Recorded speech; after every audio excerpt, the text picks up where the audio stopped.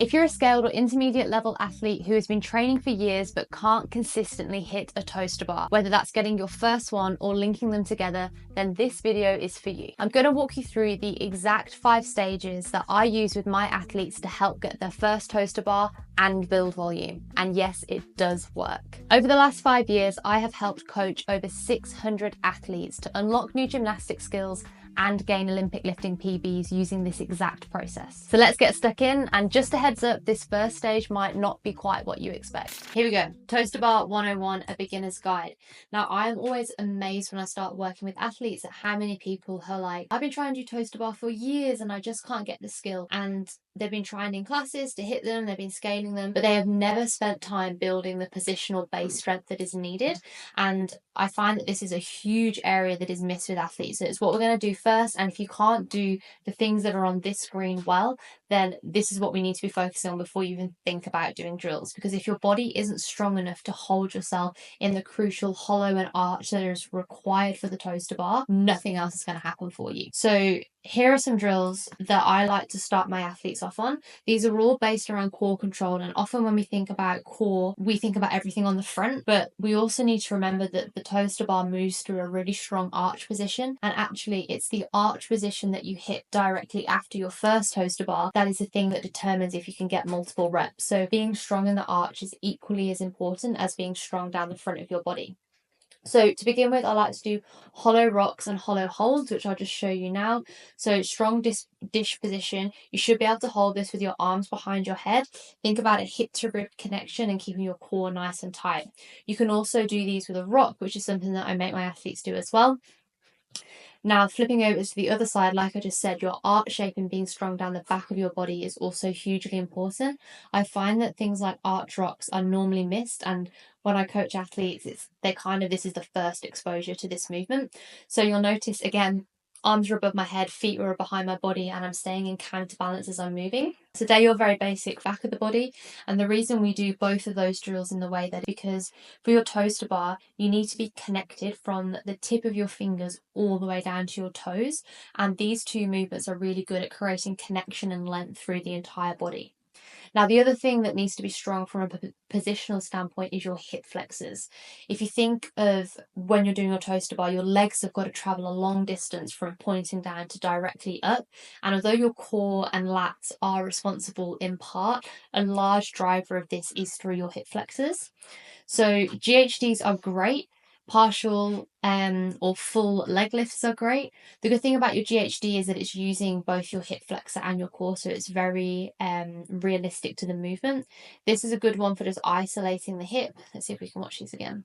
So we've got leg lifts. This is a good core and hip flexor.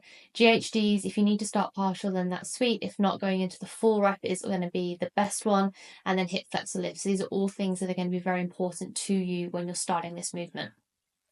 Kip mechanics. This is again something that is really overlooked. People try and go straight to a toaster bar before they can knee to chest and before they can do a proper kip swing. Even in classes, the regression for a toaster bar is a knee to chest. It never really goes back down to kip swings, and having a strong kip and having your body truly understand the relationship between your upper body and your lower body and how they stay counterbalanced is so key. And just like the positional strength, this is something that people often do for the first time when they work with me, even if they've been trying to do these type of skills for months or years. So let's dive into it. Here are some drills.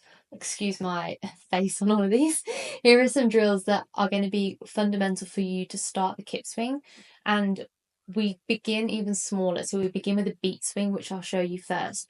When we do a kip, it's a much bigger movement where you have a stronger pull down through your lats, you move further behind your bar, and your legs now can start to come up into half reps. But before you get there, we need to actually get the beat swing sorted, which is a very, very small movement with your hips and shoulders moving in counterbalance just in front, just behind the bar.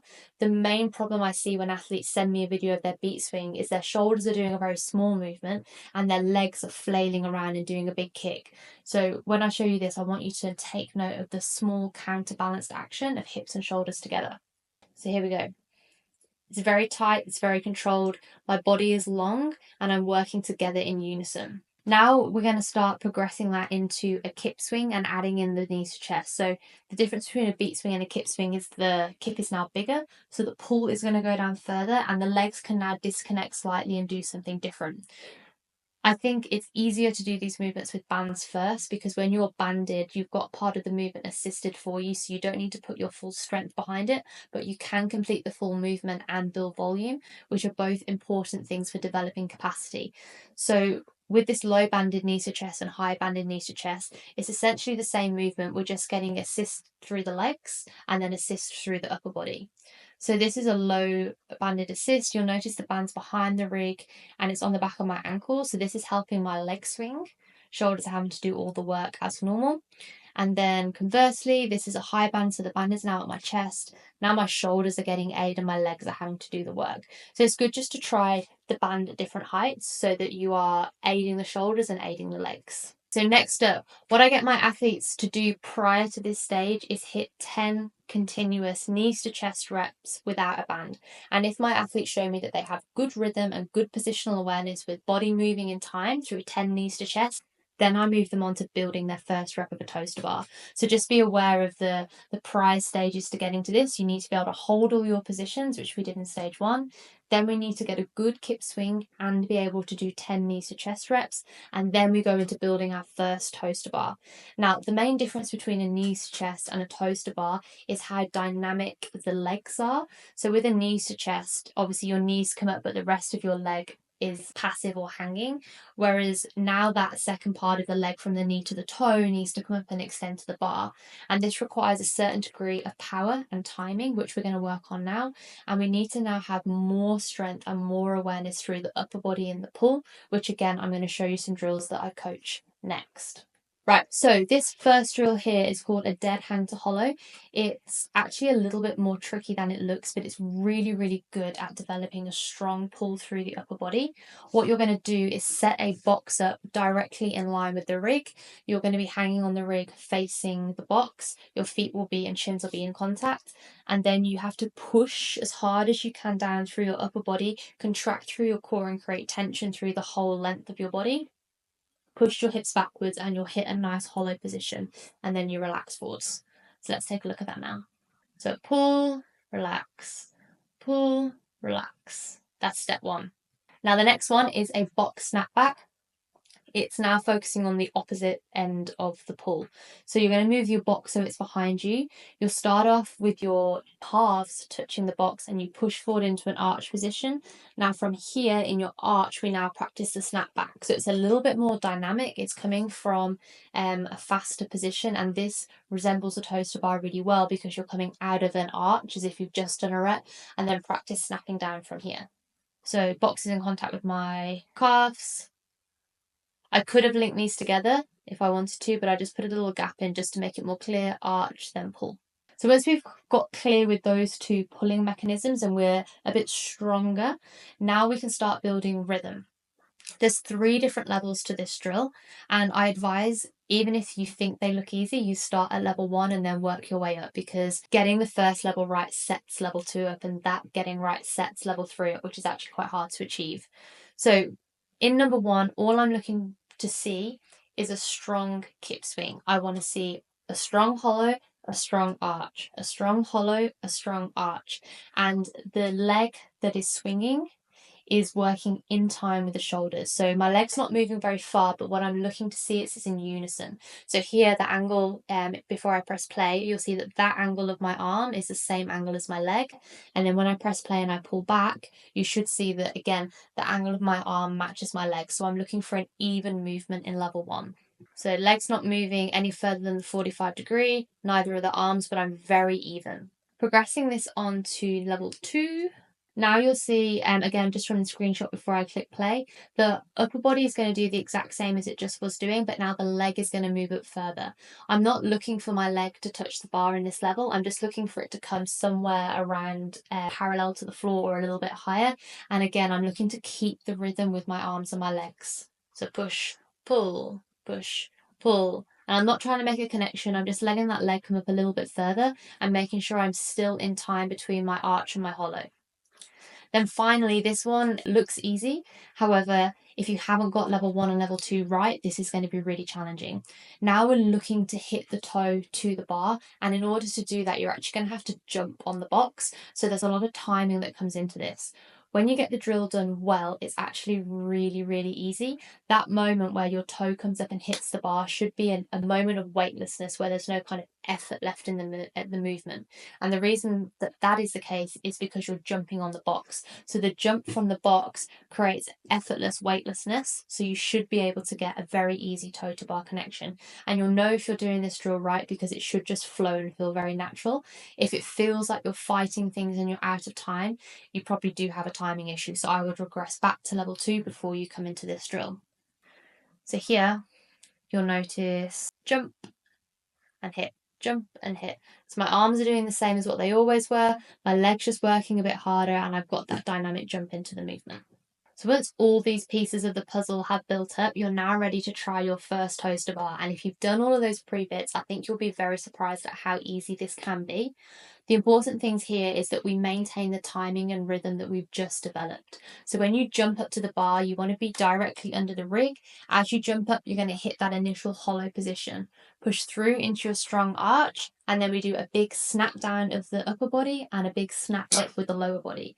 And because we're just aiming for 1 rep, if you've done all of these pre-stages, it should actually be quite easy for you to do. So hollow, arch, pull, and then you can just hop down. So we jump up, hollow, arch, pull. And you might not get it on the first go, but I guarantee if you do this over a couple of weeks, you're going to get this rep easier than you think. So once more time, hollow, arch, pull. So now let's assume that we've got your first rep in isolation, and now we need to try and build rhythm and volume so we can hit multiple reps. You'll be surprised at how much 1 rep will take it out of your body when you're first learning. This is a huge movement, and it's big for all of your muscles because, like I said, it's connecting toes all the way down to feet, but neurally it's also a big movement as well. And your body does take time to build up the rhythm of linking multiple reps together. So the best drill that I can give my athletes here is an assisted drill with the bands. The reason we assist it means it takes some of the muscular effort out of the body, meaning you can do more reps and build volume. So once you put this banded drill in, if you can get to a point where you can do 10 reps with the band, then when you take the band away, you can do sets of 2, 3, 4 without the band. Whereas just trying to go, okay, I've got 1 rep now, let me try and get a second rep, and you just keep trying, it can take a very, very long time and get very frustrating. Whereas if we do an assisted rep, we can speed that process up. So this drill is probably the hardest one to do. Normally when athletes first try it, I get messages like, oh my God, I'm so confused. My body doesn't understand it. I feel like the band's working against me, not with me. So if you feel any of these things, it's very normal. Like I said, it's a tricky drill to get right initially, but once you have got it right and you're starting to build volume, taking the band away and doing it without it also becomes easy as well. So here's the setup for it. Again, excuse my face. The band is going to be low. It needs to go behind the rig. That's very important. If it's in front of the rig across here, it's going to upset the arch, and you don't need a very heavy band. People think, oh, well, I want a heavier band because it will help me more. It will actually resist you more, because when you push into this arch position here and your legs are pushing against the band, you need a band that you can actually move and push backwards, because otherwise if your legs hit a really heavy resistance band, it's not going to move backwards. You're not going to be in a proper arch, and then you can't actually pull into the toaster bar. So you need that kind of medium, happy medium where you can move it backwards, but it's strong enough to ping you forwards as well. So have a little look here. Like I said, it's hard to get right initially, but once you're in the rhythm of it, it's great. So the band is just going to give you that extra little flick with your legs. You should get to a point here where you can do 10 reps. And then, like I said, you take it away and things are a lot easier for you. All right, we're at the final piece of the puzzle now. Let's say we've got our first toaster bar. We've got a small set of links by using that band work to help with volume building. And now we're looking at interference work. So once you get to the point where you can happily link 2 or 3 reps in isolation, we just want to slowly start increasing that capacity. Now, the first way we do it when you first come into this level is by doing EMOMs.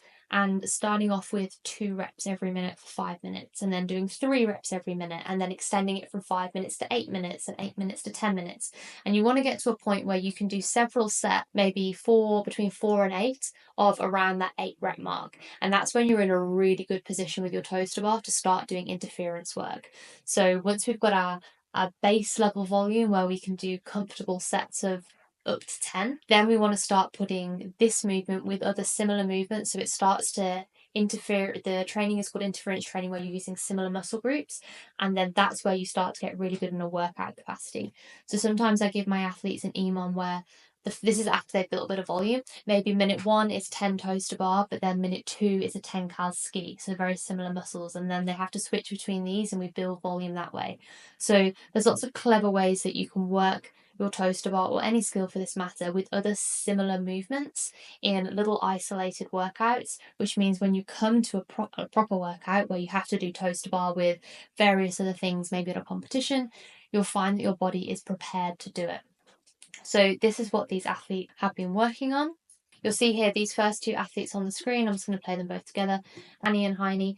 These 2 athletes have gone through this entire process where we've built their core strength, built their arch strength. We've worked on their positions through the bands. We've got their first rep. We've got small sets of reps. We've built up their EMOMs. We've done interference training, and now we're on max volume. So both of these athletes were tested over a 6-week period. We kept adding on reps each week. We kept doing interference training each week, and now both of them have got to an unbroken set of 30. And that might seem like miles away from where you are right now, but if you follow the steps in this video and you actually go through methodically and work on them week to week, it honestly is completely possible. Now let me just pause here. With Holly, she might be more similar to where you are right now. Holly, when she started training with me, she could do no reps, and she was on a 6-week program with me, and she really wanted to get her first rep. She went through every single stage that this video has taken you through, and within her first 6 weeks, I'll show you what she managed to achieve. So we now got to a point where we were hopping up, we were doing 1 beautiful rep, a little kip swing to maintain rhythm, and then another rep. And this was done in just 6 weeks, and Holly was only training, I think, twice a week with me, and only one of those sessions, there you go, good job, was focused on her toaster bar. Alright team, thank you so much for watching. I really hope you found this useful and insightful, and it gave you some real structure that you can now take forwards within your training. If you would like any more information on coaching, whether it is to get your first toaster bar or whether it's for a different skill, then just send me a message on Instagram. I'm sure you already know it, but my handle is coach_Briscoe, and we can start a casual chat about your goals.